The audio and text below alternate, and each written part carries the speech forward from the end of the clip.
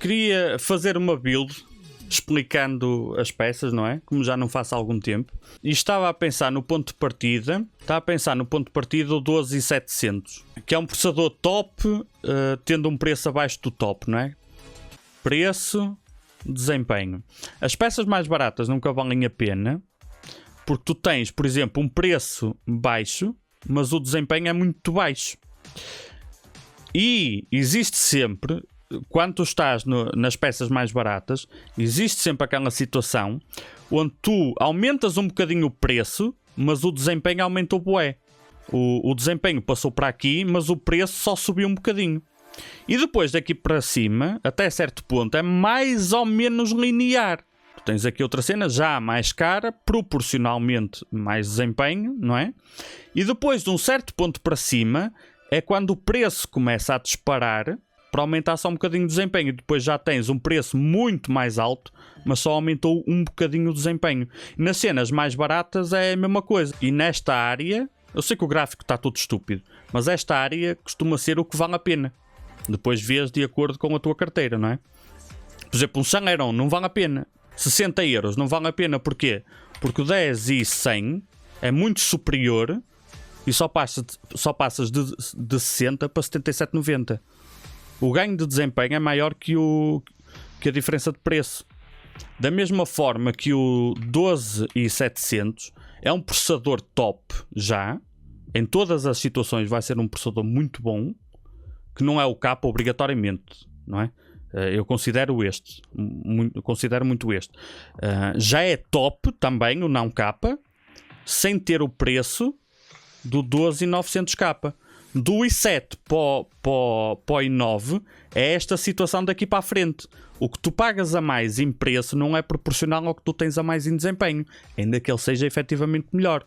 Mas repara que passas de 625/613 para, se quiseres ou não K, 374. É muito dinheiro a menos. E na maior parte das situações o desempenho até vai ficar próximo. Este, eu considero, considerando as gerações atuais, este i7, eu considero o processador mais caro que tu podes comprar e mais top, sem entrar nesta fase onde deixa de fazer sentido do ponto de vista financeiro, tendo em conta o desempenho que ganhas, não é? Para quem ponderar comprar uma cena destas, tu tens, por exemplo, isto não se vai aplicar noutra altura porque os preços estão a mudar, ou noutra loja, não sei, conforme os preços mudam pode não se aplicar isto, mas repara que tu tens o 12700 a 374, 375, não é?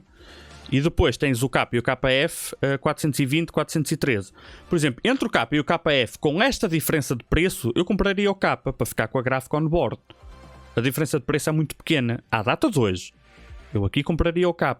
O 12700 tem gráfico on board, mas não é K. Portanto, ele vai ter, mesmo sem questões de overclock, ele vai ter um clock ligeiramente inferior, que na prática, em jogos, vai ser, se não estou em erro, tipo 100 MHz. Se for 200, peço desculpa, estou a dizer de memória. Em automático, com o MCE ativado, não é? Há uma coisa interessante aqui.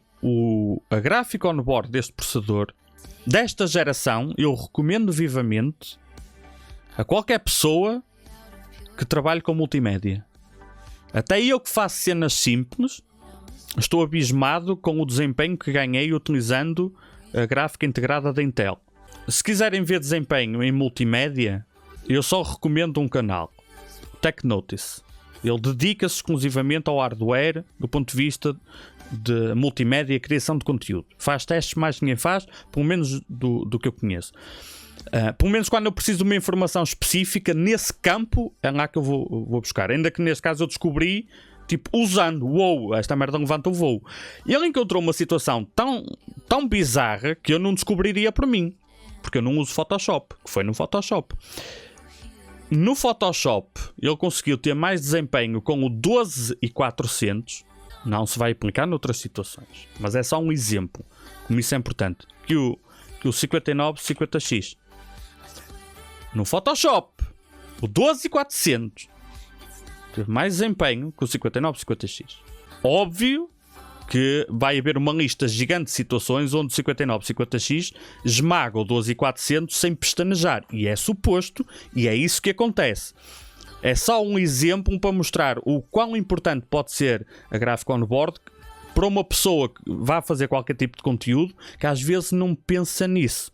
Porque os gamers normalmente, não é preciso para nada, eu compro o F é mais barato, não tem gráfico on-board, eu também não vou usar, porque sou gamer. Calma, qualquer coisa que não seja gaming pode ser importante, não é?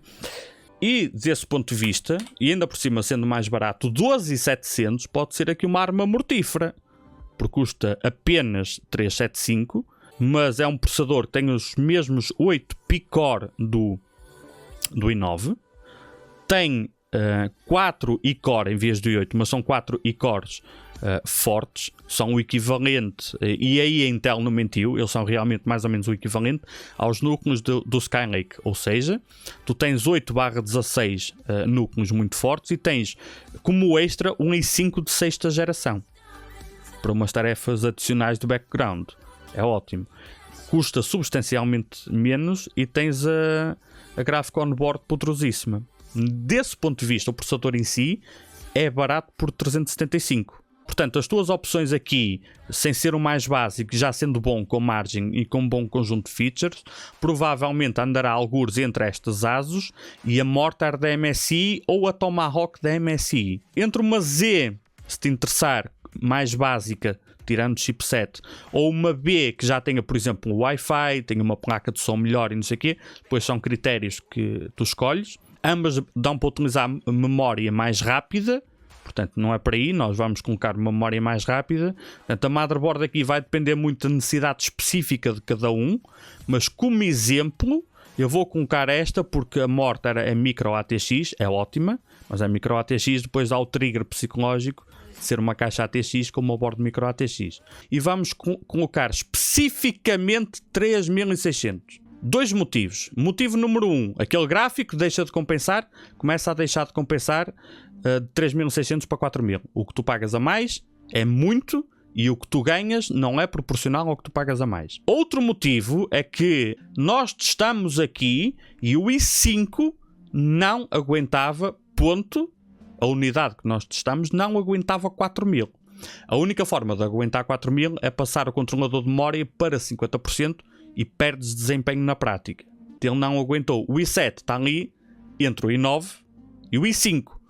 Eu tenho como garantir que o i9, que o i7 vai funcionar a 4000 DDR4.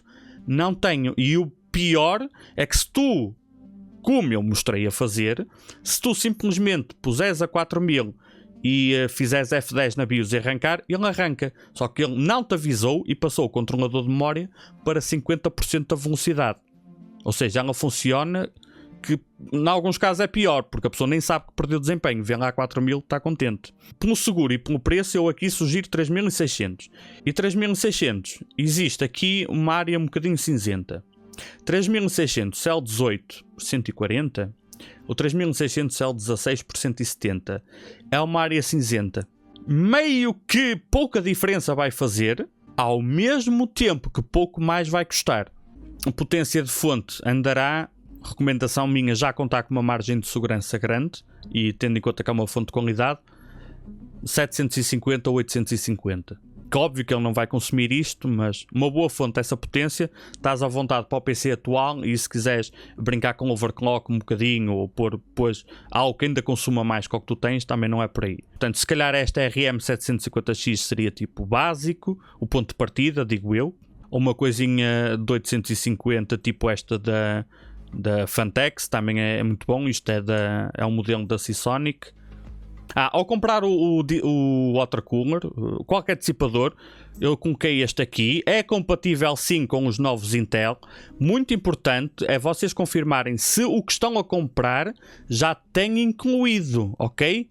Por exemplo, neste caso aqui, na descrição, não está. É provável, a Arctic envia-vos isso e dá-vos isso, acho que a Arctic dá mesmo. E se não trouxer a unidade que vocês vão comprar, depois vocês ponderam se preferem comprar outro modelo que já venha dentro da caixa, não é? Ou se sim, eu até quero este, não me importa de mandar um e-mail ao fabricante, neste caso a Arctic, dar os meus dados e eles enviarem-me aquilo. Placa gráfica, não é?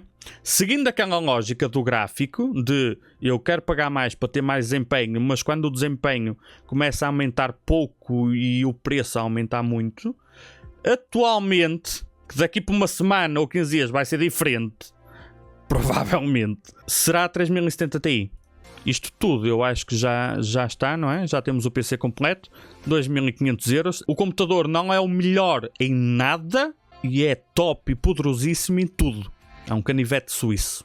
Óbvio que aqui código de desconto à Terrat, que o PC vem logo com mais desempenho. E o Windows, vocês divirtam-se, cada um que compre o Windows onde achar mais conveniente, não é? Eu aí não dou opiniões.